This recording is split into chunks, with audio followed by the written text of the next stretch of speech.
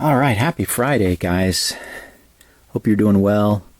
It's been a week since I posted a video. I was spent a few days visiting my parents, and so back home late Wednesday night, and so I'm back at it. Wanted to show you a couple things. So when you're building these trucks, this is kind of what I'm learning, and it's sometimes when I have to change my process, I'm a little stubborn to change, and I'm forgetful.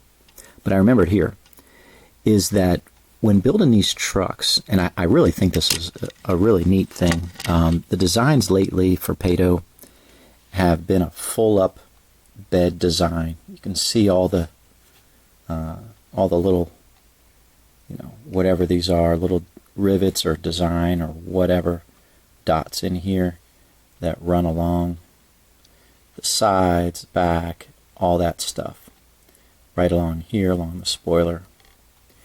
And so what I try to do now is, before I reassemble the truck, right, so after I paint the die-cast body, before I put all the plastic pieces back together and glue it all back together, I want to lay this decal in place.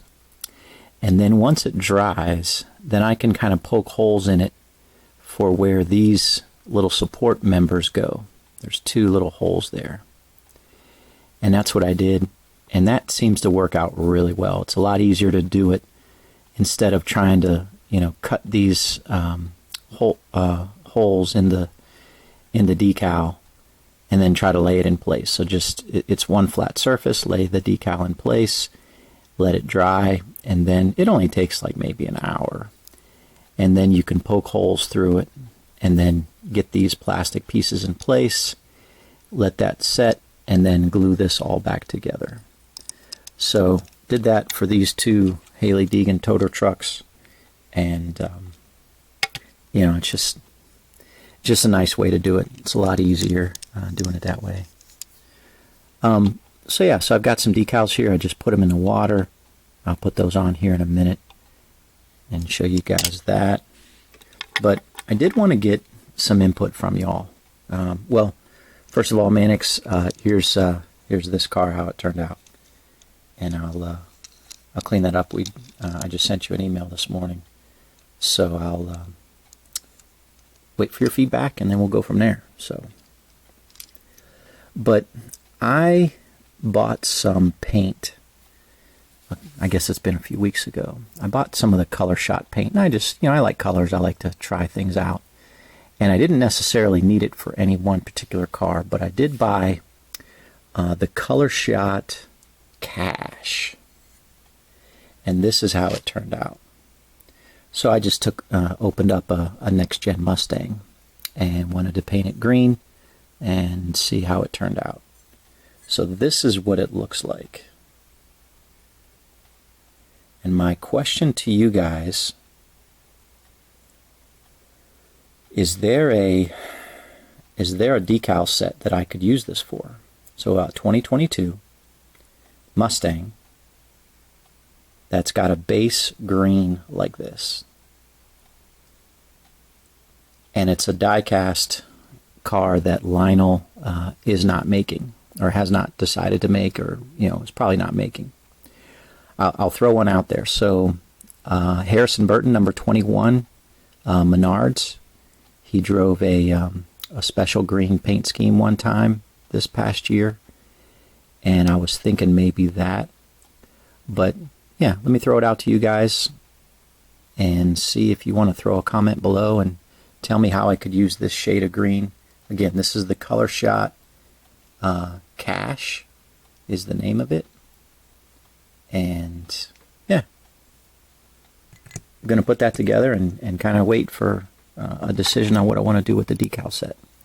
Now, of course, I could always do something completely out of the ordinary with it. I mean, I could make a Howard's Concrete Services Bavard Racing with green as a background. That would be pretty crazy. Those decals over top of this, I'm not sure that would look too good. But anyways, just a thought. throwing something out there to you guys. Appreciate your feedback. So I had a few requests for this Hailie Deegan truck, and I'm curious what she's going to do. I understand that she hasn't signed anything for next year. If she's going to do trucks, or she's going to move up to the Xfinity, or what. I'm sure something in the works, but it should be interesting.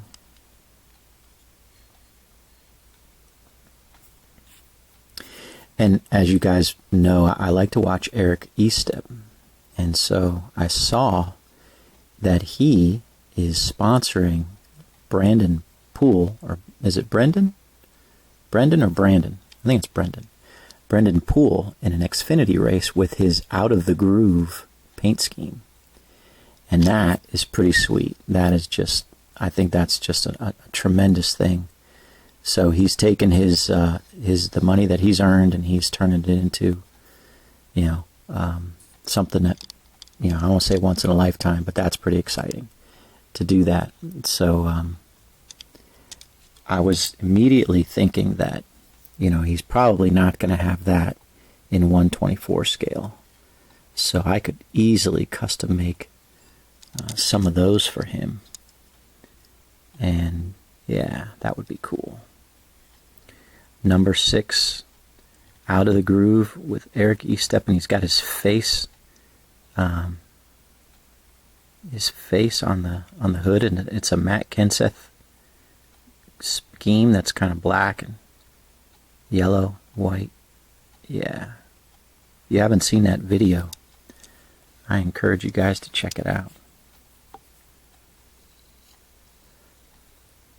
It's a bummer it's not a Ford. I think it's a Chevy body, but yeah, what are you going to do? That's pretty cool.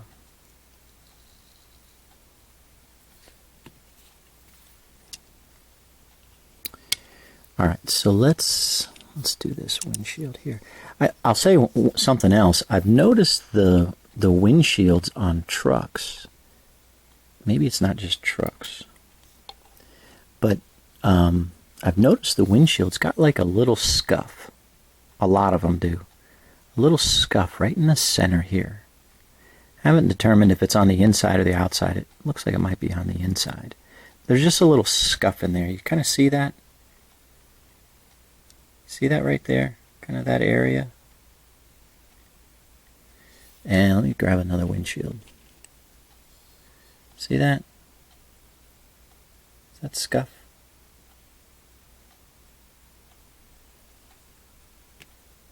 Grab another one.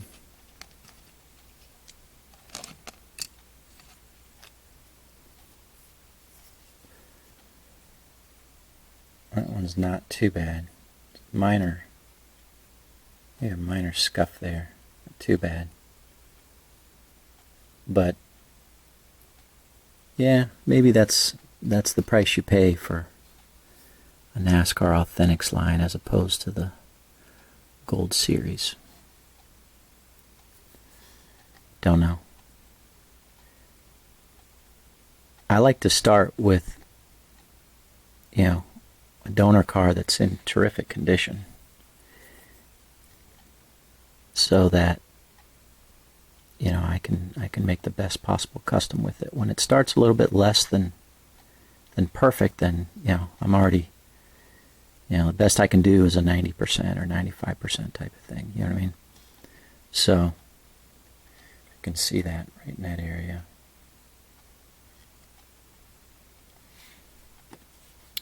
Oh well. All right, let's get this going here. You can see how I painted around the edges of the decal there, so make sure that it's all black.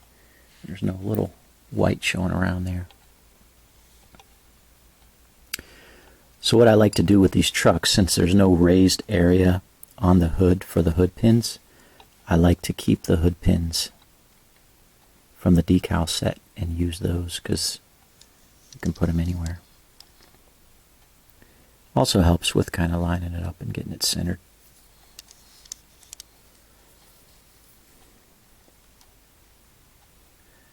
So I left the Ford there. I don't really want the Ford up on the hood so much, but I also want to make sure that these stay on the hood. So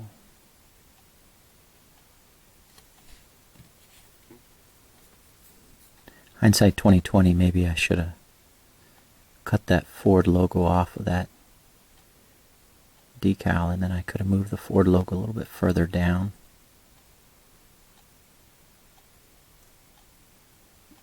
Don't know. Don't look too bad.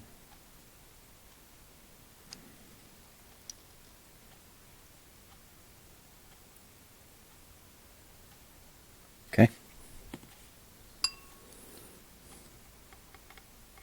Right there. Oh, I see. So I was, I think Simon, we chatted a little bit, maybe we sent an email. So sometimes on these Silk Ink decals, you get a little split. You see how this is split? This is the little front grille, and it kind of broke off. Not sure why that happens. So you end up having to kind of piece it together. Oops, there's another one breaking off. So, not sure why. It's not sticking. I mean, you can piece it together. It's not the end of the world, but it is a little bit of a pain from time to time that it happens. Usually the thinner you cut them, the more likely they are to kind of separate like that.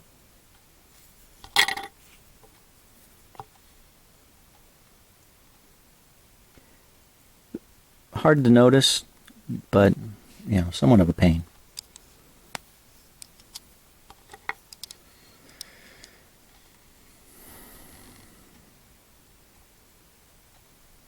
I'm going to get this centered and down low.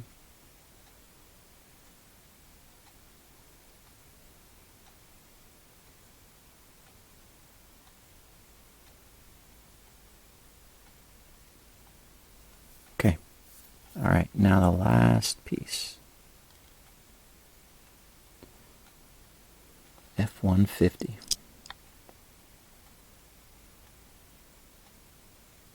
So I still haven't found, so somebody mentioned, I don't remember who, I appreciate who did this, but somebody mentioned that the trucks now in 2022, the die casts are indeed different from one another. The Ford, Chevy,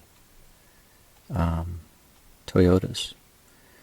So I haven't seen any 164 trucks in the NASCAR Authentics line.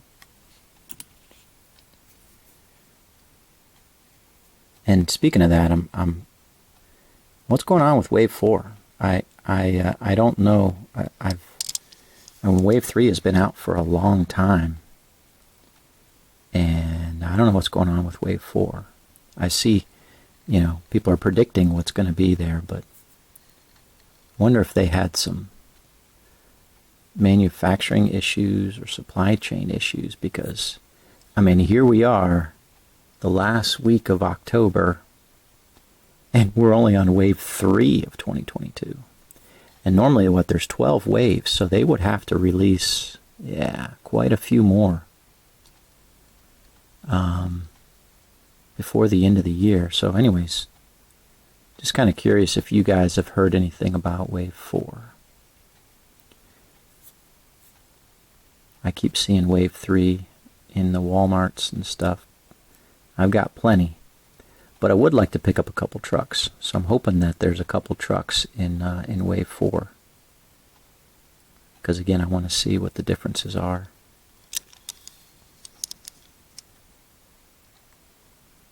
Kind of crooked there. Bring this up.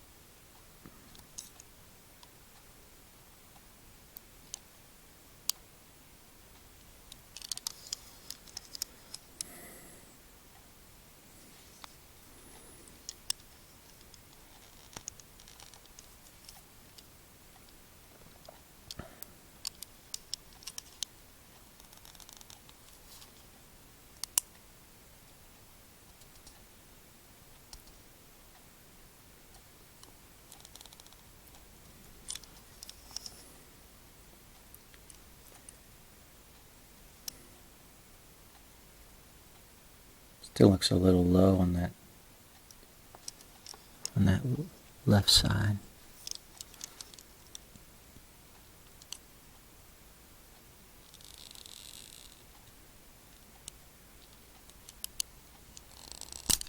Whoops.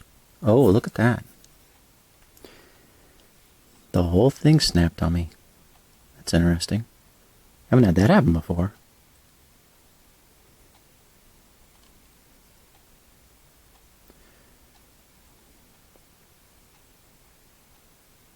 Well, there, it's interesting.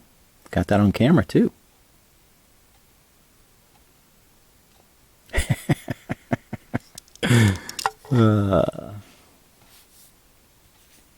Alright, now I gotta fix this thing.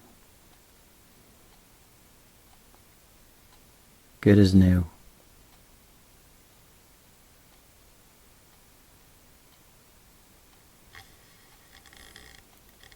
Alright, gotta be a little bit more careful, I guess. I was pushing pretty hard there.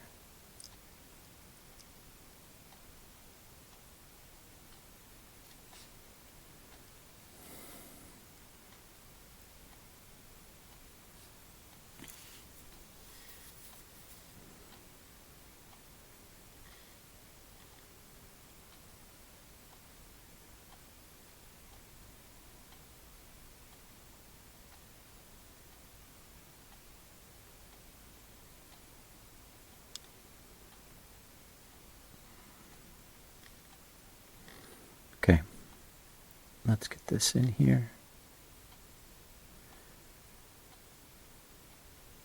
And as straight as we can get it. And then let it sit. Alright. Alright, I'll let that sit now.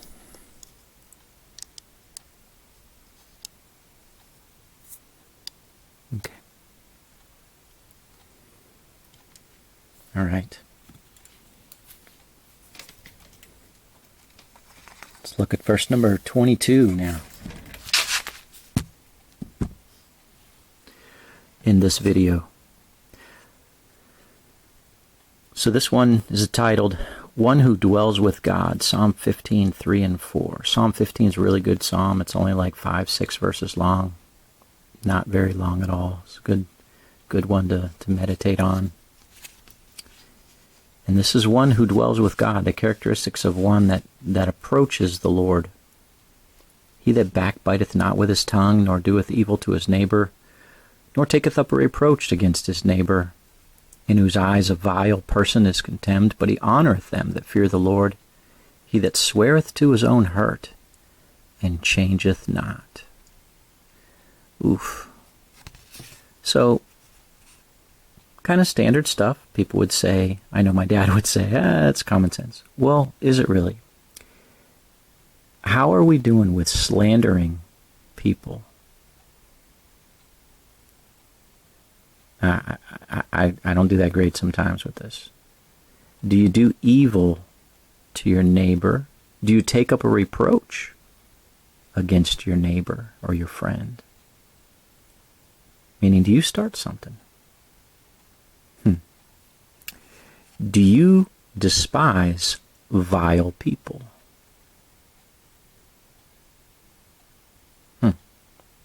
Do you honor those people that fear the Lord?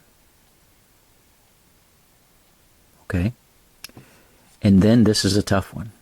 He that swears to his own hurt. You make an oath. And even if it's not turning out too well, you don't change. I'll give you a little silly example here, because I remember doing this way back when. So I had signed up to play on a county league softball team way back in the day. And we would play once or twice a week, and maybe on the weekends we'd have a tournament or something. And I had told the coach that I could play in this tournament. It was a Saturday, Sunday tournament. And it was, it was about an hour and a half, 2 hours away. And I promised him that I would play. Because, you need players, and not everybody can play during the weekend, during the summer, of course. Well, lo and behold, something came up. And I called him and I said, hey, I can't play. And he said, Doug, you told me, you promised me you could play, and now I got to go find a replacement. And I said, I'm sorry. Well, I hung up the phone, and this verse, okay, this is back in 1998, this verse came to mind. I had already committed it to memory, and I'm like, oh my gosh. Here I am making a promise that I didn't keep. So I talked to my wife, and I said, hey, this is where I'm at. And I made a promise. I need to be keeping my promise, even though it's not really what I want to do. And okay. And so called him back, and I said, I'm in. And he said, great, I need you. And so, yeah, we went and played in that tournament. And I remember I didn't play that well, but regardless. We have to remember the oaths that we take, the promises that we make. We need to be a person of our word. Keep them, even if it's to our own hurt. You know, sometimes people operate based upon what's financially advantageous to them. If we make a promise, we ought to keep that promise, even if it costs us money, even if it costs us time. We have to be a person of our word.